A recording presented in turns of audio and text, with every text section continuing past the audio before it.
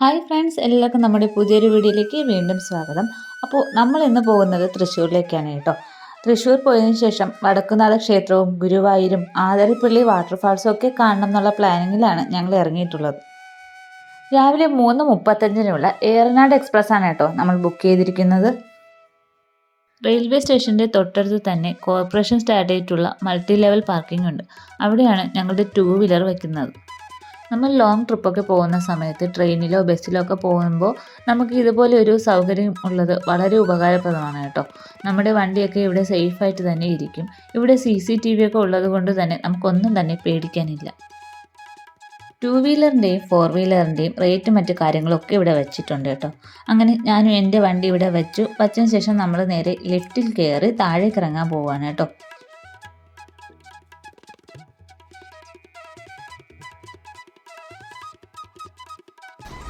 നമുക്ക് നേരെ റെയിൽവേ സ്റ്റേഷനിലേക്ക് പോവാം.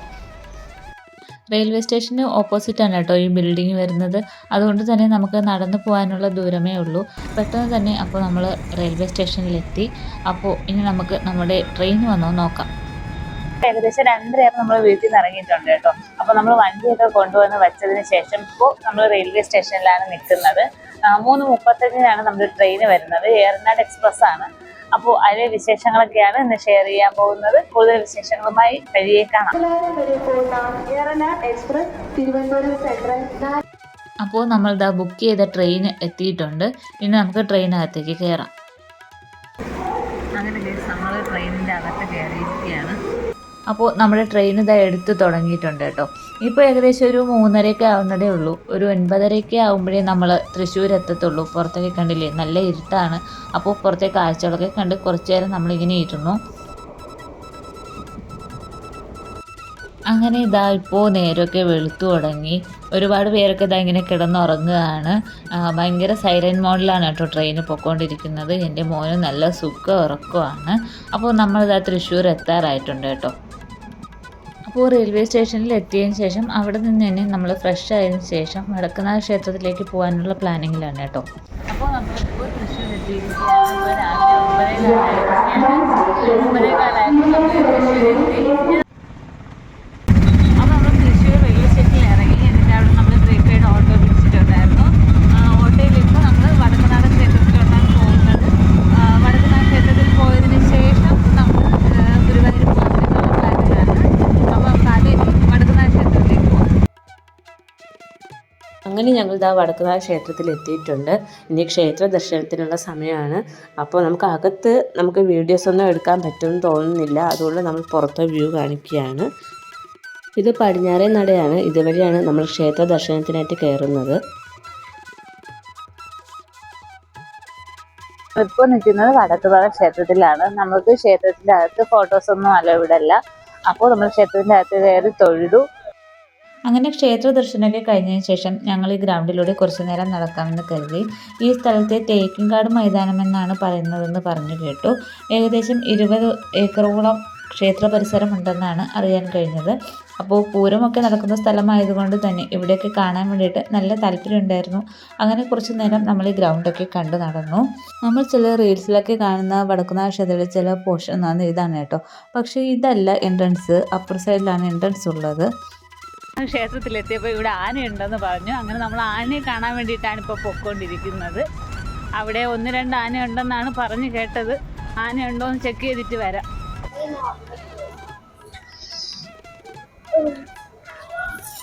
ആനയൊക്കെ മതപ്പാടിലാണ്. അതുകൊണ്ട് അനുവാദം കൂടാതെ അകത്ത് കടക്കാൻ പറ്റില്ല എന്ന് പറഞ്ഞു. അപ്പോൾ നമുക്ക് ഗേറ്റിന്റെ ഫ്രണ്ടിൽ നിന്ന് കഴിഞ്ഞാൽ ആനയെ കാണാൻ പറ്റും. ആ വ്യൂ കാണിച്ചു തരാം.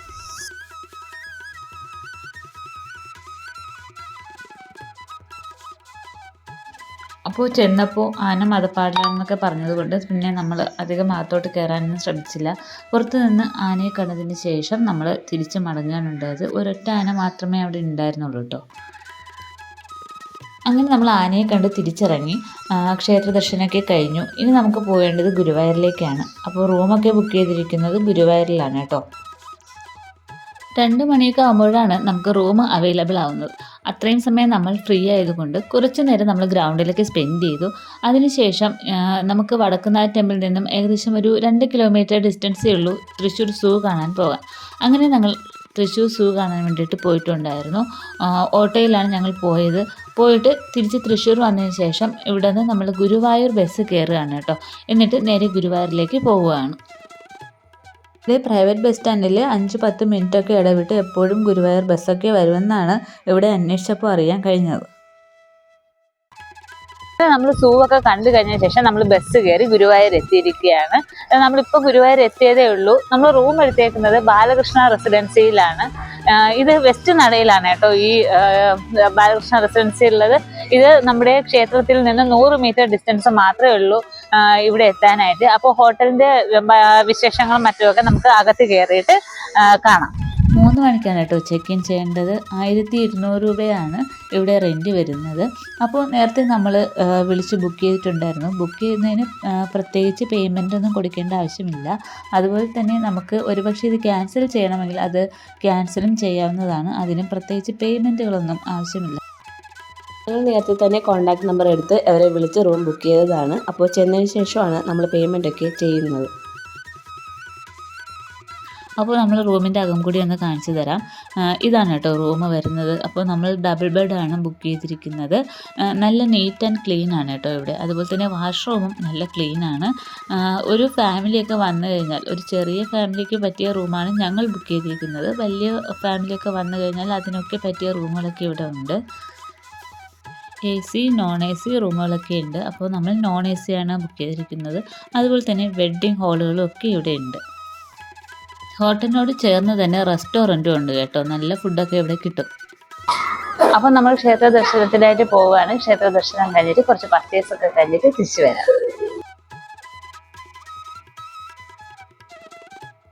ഏകദേശം സന്ധ്യ സമയത്താണ് കേട്ടോ നമ്മൾ ക്ഷേത്ര ദർശനത്തിനായിട്ട് ഇറങ്ങിയത്. അപ്പോൾ പടിഞ്ഞാറ് നടയിൽ നിന്ന് എത്തുമ്പോൾ തന്നെ നമുക്ക് ക്യൂ ഒക്കെ കാണാം. നമുക്കൊരു കൺഫ്യൂഷനും ഉണ്ടാവില്ല എവിടെ പോയി ക്യൂ നിൽക്കണമെന്നൊക്കെ. അപ്പോൾ എല്ലാവരും പോകുന്ന വഴിയൊക്കെ നമുക്ക് കാണാൻ പറ്റും. പിന്നെ എല്ലായിടത്തും സെക്യൂരിറ്റിയും കാര്യങ്ങളൊക്കെ ഉള്ളതുകൊണ്ട് നമുക്ക് വലിയ ടെൻഷനും കൺഫ്യൂഷനൊന്നും ഉണ്ടാവില്ല. ആദ്യമൊക്കെ നിന്ന് പോകുന്നത് പോലെയല്ല, നമുക്ക് ബെഞ്ചൊക്കെ ഇട്ടിട്ടുണ്ട്. ഇരുന്നിരുന്ന് വേണം നമ്മൾ മുന്നോട്ട് പോകാനായിട്ട്. അപ്പോൾ നമ്മൾ ടയേർഡൊന്നും ആവത്തില്ല.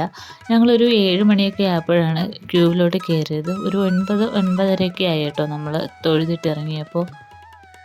ഇതാണ് മേൽപ്പത്തൂർ ഓഡിറ്റോറിയം. ഇതിനകത്താണ് നമ്മൾ ക്യൂ പോലെ കയറിയിരിക്കുന്നത്. ക്യൂ നിറഞ്ഞ ശേഷം മാത്രമേ ഈ ഗേറ്റ് ഓപ്പൺ ആക്കി തരുള്ളൂ. ഗേറ്റ് ഓപ്പൺ ആക്കിയാലും പിന്നെയും ഉണ്ട് കേട്ടോ ക്യൂ. പിന്നെ ഓഡിറ്റോറിയത്തിലൊക്കെ പകലും രാത്രിയൊക്കെ ആയിട്ട് പ്രോഗ്രാംസ് ഒക്കെ നടക്കുന്നുണ്ട്. അതുകൊണ്ട് പിന്നെ നമുക്ക് അതൊന്നും അത്ര ബോറടിയായി തോന്നുകയില്ല. ചുരിദാർ ധരിച്ചൊക്കെ നമുക്ക് സ്ത്രീകൾക്ക് അകത്ത് കയറാം കേട്ടോ. പക്ഷേ ഷർട്ടും പാൻസും ഒക്കെ ഉപയോഗിച്ചുകൊണ്ട് പുരുഷന്മാർക്ക് അകത്ത് കയറാൻ പോസിബിൾ അല്ല. പിന്നെ ക്ഷേത്രത്തിൻ്റെ അകത്ത് മൊബൈൽ, സ്മാർട്ട് വാച്ച് ഇവയൊന്നും കയറ്റി വിടുകയുമില്ല. ഇവിടെ ശബരിമല ഭക്തരുടെയൊക്കെ നല്ല തിരക്കുണ്ടായിരുന്നു കേട്ടോ. അങ്ങനെ ക്ഷേത്ര ദർശനമൊക്കെ കഴിഞ്ഞതിന് ശേഷം നമ്മൾ റോഡിലൂടെ കുറേ നടന്നു. കുറേ നല്ല ഭംഗിയുള്ള സാധനങ്ങളൊക്കെ കണ്ടു. അതിൽ കുറേയൊക്കെ പർച്ചേസ് ചെയ്തു. പിന്നെ കൃഷ്ണൻ്റെ തന്നെ റിലേറ്റ് ചെയ്തിട്ടുള്ള മയിൽപ്പീലി അങ്ങനെയുള്ള ഒരുപാട് സാധനങ്ങളൊക്കെ ഉണ്ടായിരുന്നു കേട്ടോ. പിന്നെ മോന് കുറച്ച് ടോയ്സൊക്കെ നോക്കി നമ്മൾ വിലയൊക്കെ ചോദിച്ചു. അങ്ങനെ കുറേയൊക്കെ നടന്നതിന് ശേഷം നമ്മൾ തിരിച്ചു വന്നു. നമ്മളിപ്പോൾ മെയിൻ എൻട്രൻസിൽ പോയിട്ടുണ്ടായിരുന്നില്ല. അതുകൊണ്ട് ഇതിനിടയിൽ നമ്മൾ മെയിൻ എൻട്രൻസിൽ പോയി. ഇവിടെയാണ് മഞ്ജുളാലും ഗരുഡൻ്റെ സ്റ്റാച്ചു ഒക്കെ ഉള്ളത്. അപ്പോൾ അതൊക്കെ കണ്ടതിന് ശേഷം നമ്മൾ തിരിച്ച് മടങ്ങി. പിന്നെ ഇതിൻ്റെ ലെഫ്റ്റ് സൈഡിലായിട്ട് നമുക്ക് വാഹനങ്ങളൊക്കെ പാർക്ക് ചെയ്യാനുള്ള ഏരിയ ഉണ്ട്.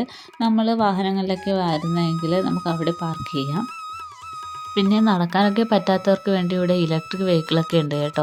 പിന്നെ പറയാൻ വിട്ടുപോയൊരു കാര്യം ക്ലോക്ക് റൂമിൻ്റെതാണ്. നമുക്ക് ക്ഷേത്ര ദർശനത്തിന് പോകുമ്പോൾ ക്ലോക്ക് റൂമിൽ നമ്മുടെ സാധനങ്ങളൊക്കെ വച്ചതിന് ശേഷം പോകാൻ കഴിയുന്നതാണ്.